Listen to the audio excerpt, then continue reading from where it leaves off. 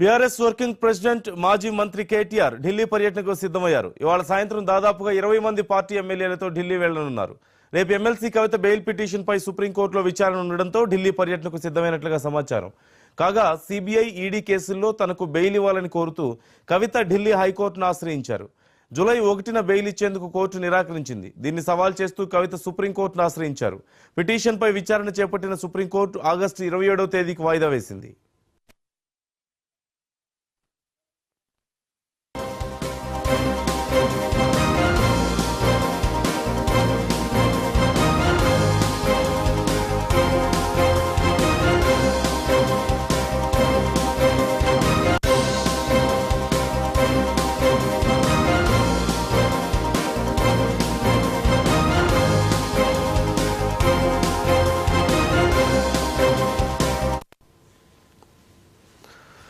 మంగళవారం బెయిల్ వస్తుందో లేదో అంటూ బీఆర్ఎస్ శ్రేణుల్లో ఉత్కంఠ నెలకొంది. మరోవైపు ఇటీవల కవిత స్వల్ప అస్వస్థతకు గురైన విషయం తెలిసిందే.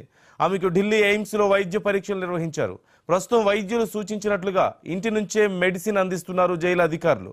అప్పుడప్పుడు జైల్లో వైద్యులతో చికిత్స సైతం అందిస్తున్నారు. కాగా మార్చి 15న ఢిల్లీ లిక్కర్ కుంభకోణం కేసులో భాగంగా కవితను హైదరాబాద్ లోని ఆమె నివాసంలో ఈడీ అధికారులు అరెస్ట్ చేశారు.